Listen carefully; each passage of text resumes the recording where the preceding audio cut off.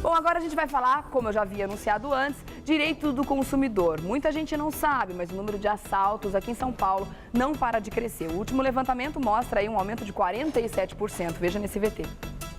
O estado e a cidade de São Paulo chegaram em fevereiro ao 9º mês consecutivo de aumento no número de casos de roubos.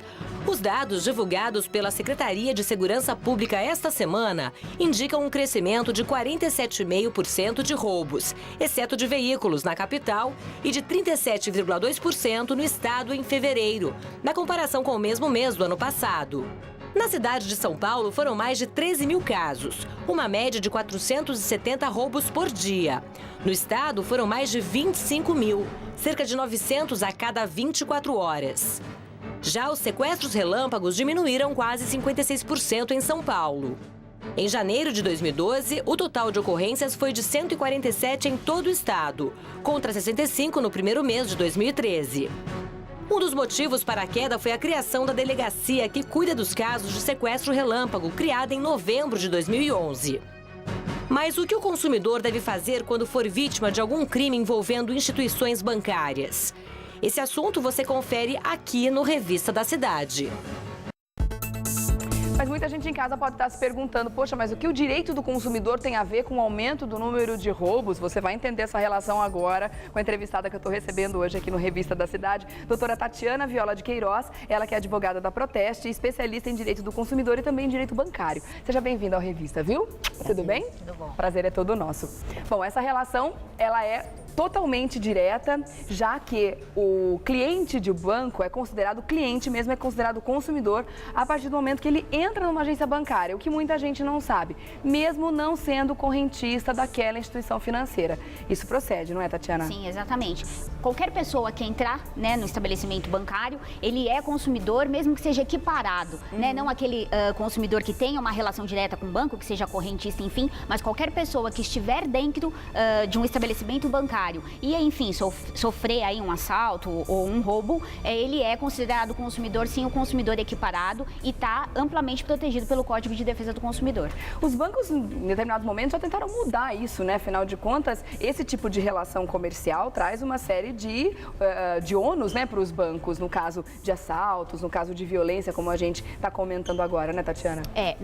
No Código de Defesa do Consumidor está claro que a relação que qualquer pessoa tem com o banco é uma relação de consumo, né? Apesar dessas tentativas, há um entendimento pacificado, inclusive pelos tribunais superiores, de que a relação entre o consumidor e o banco, entre a instituição bancária, ela é de consumo, sim, está amparada pelo CDC.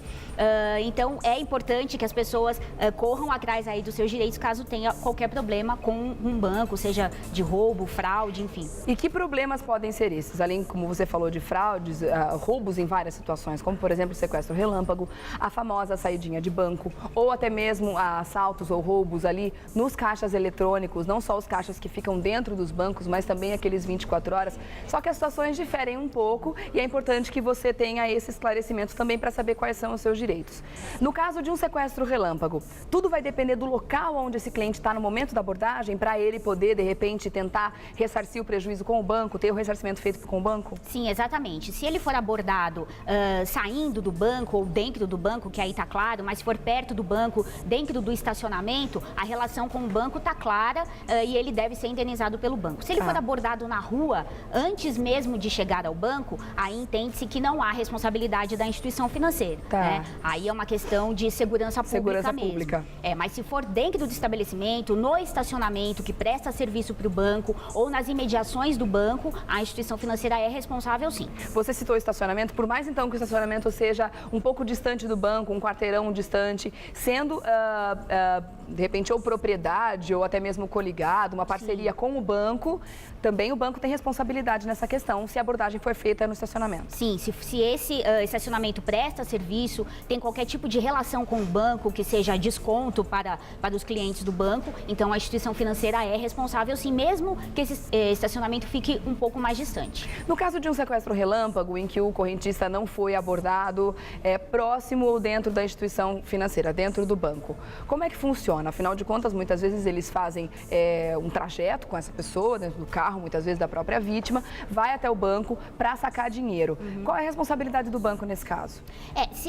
Se for em horário bancário, né, de atendimento bancário, o consumidor de qualquer forma tentou avisar o que estava acontecendo e aí o banco não fez nada, os funcionários do banco não fizeram nada, se omitiram, o banco é responsável, né? Mas fora do horário comercial, fora aí do horário bancário, a pessoa foi abordada na rua, não estava nem próxima ao estabelecimento, então entende-se que a instituição financeira não é responsável, é uma questão de segurança pública mesmo, infelizmente. Você disse no caso ou os funcionários do banco ou a própria segurança não fez nada, então só no caso se tiver claro que está acontecendo um assalto. Então se a vítima entrar, por exemplo, com a arma apontada para ela e não tiver como negar que aquilo, claro, é um assalto. Exatamente. Mas se a vítima entra com o bandido em uma condição que eles querem considerar normal, até disfarçada e tudo mais, aí o banco pode se redimir da responsabilidade? Sim, exatamente. Aí o banco entende-se, né, analisando aí de uma forma bem superficial, entende-se que o banco não é responsável nesse caso específico. Mas eu queria até abordar um outro caso importante que chegou até mim essa semana,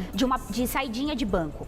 Essa senhora, ela chegou no caixa, não foi no caixa eletrônico, mas para o caixa e disse, eu preciso sacar R$ 1.200 e falou baixinho, eu quero só em nota de R$ 100.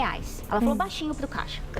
Não tinha duas pessoas atrás na fila, mas que não teriam condições de ouvi-la, de ouvir o que ela estava falando. E aí, ele não tinha os R$ 1.200 em nota de 100 e pediu para dos outros 2 caixas ao lado. Ela saiu, quando ela estava chegando em casa, uma pessoa a abordou e disse, eu quero as notas de R$ 100 que estão dentro da sua blusa. Nessa situação, apesar dela não estar nas imediações do banco, entende-se que o banco é responsável. Ela teve informação privilegiada. Exatamente. Não teria como o bandido saber que ela estava com notas apenas de R$ 100 e dentro da blusa. Então, nessa situação específica, o banco sim é responsável pela saidinha de banco. Mas é difícil provar também, né? Ou não? É difícil provar, mas no direito do consumidor tem uma coisa muito interessante que está estabelecida em lei, né? Em regra, quem alega prova.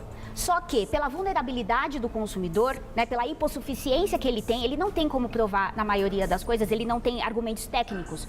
Ele pode solicitar a inversão do ônus da prova, isso dentro de um processo, né? E aí é o fornecedor que vai ter que provar que aquilo não aconteceu ou que ele não é responsável. Entendi. Bom, de qualquer forma, então, fica a dica para que as pessoas façam um boletim de ocorrência, não caia naquela história de que não adianta nada, que não vai ter investigação, até porque caso você queira entrar com um processo, você vai precisar, é um documento a mais que você vai ter a seu favor. Então, o boletim de ocorrência deve ser feito em todas as situações. Mesmo porque tem diferença com relação a roubos, inclusive, se o caixa eletrônico está dentro do banco ou está fora, aqueles caixas 24 horas, que inclusive pertencem a vários bancos. Então, aí também tem uma diferença que é importante que você saiba a informação, sempre em primeiro lugar, consulte um advogado nesses casos também, né, doutora? Sem dúvida nenhuma. Então, tá joia. Eu vou deixar um agradecimento especial a você aqui, foi muito importante a gente ter falado sobre esse assunto também, porque os números estão aumentando, os números não mentem, 47% do número de roubos, né, de aumento no número de roubos, é escandaloso o número, então a gente tem que se proteger cada vez mais, as nossas armas estão, né, sendo apresentadas aqui, são justamente essas, né, a informação antes de mais nada.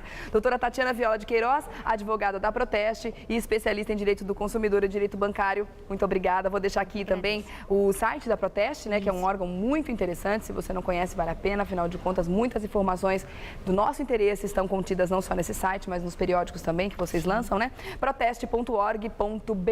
Muito obrigada, viu? Agradeço. Até a próxima, viu, doutor? Muito bom. Daqui a pouquinho.